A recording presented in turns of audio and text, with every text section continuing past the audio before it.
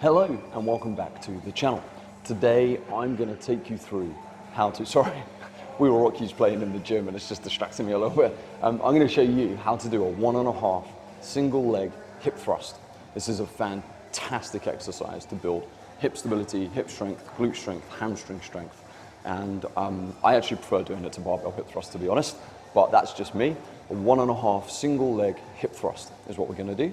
And I'm going to show you that right now.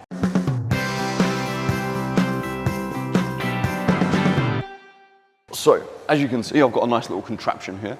We don't need the barbell, so I'll leave that there, but I've got a nice little cushion here for me to basically lean on as I do this exercise. Now, the first thing I want you to know is, a question I get asked all the time when we're doing hip thrusts is, where do I put my, I'm too big, where do I put my feet, okay?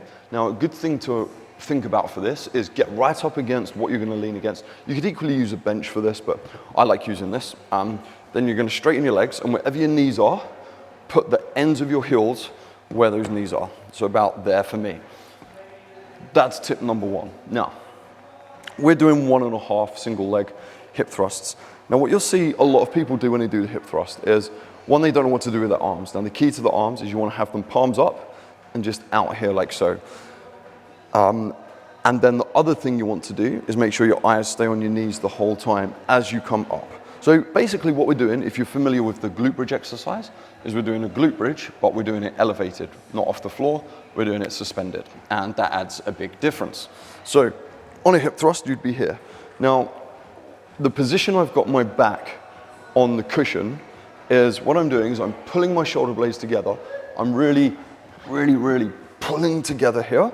And this bit here, when I do that, I get a nice little bit of fat right underneath my shoulder blades. And that little bit of fat underneath my shoulder blades is exactly what I want to rest the bench or the cushion on. So I'm not on my neck here, which you'll see some people doing, because that'll create a hyperextension in your lower back. And equal to that, I'm not like up here doing it with no range of motion here.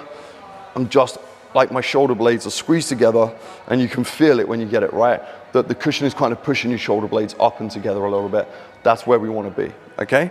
I'm pushing my chest forward, and I'm just coming here like so. And now a 1.5 single leg hip thrust.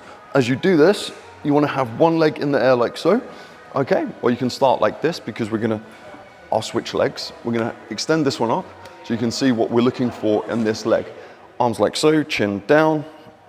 Make sure your foot is where you lined it up with your ankle, with your knee. And then we're coming here. And now here is the position we want to be in at the top. I'm looking for a straight line between my shoulder, my hip, and my knee. And I want my knee to be directly over my ankle, just here. And then I'm going to come down. Then I'm going to do half a rep up. Then I'm going to come down again. And then a full rep up again. And that's one rep. Half a rep and up. That's another rep. Now as I'm doing it, I'm putting all my weight through my ankle. And the other key thing with any hip thrust exercise, whether you're doing a dumbbell hip thrust, a bodyweight hip thrust, a barbell hip thrust, is the position of your back and how you descend to the floor. Now you see an awful lot of people, as they descend through the floor, they're going to be arching their lower back like this. So they'll be up here, say, and then they'll kind of extend the back down by bending the bottom of their spine.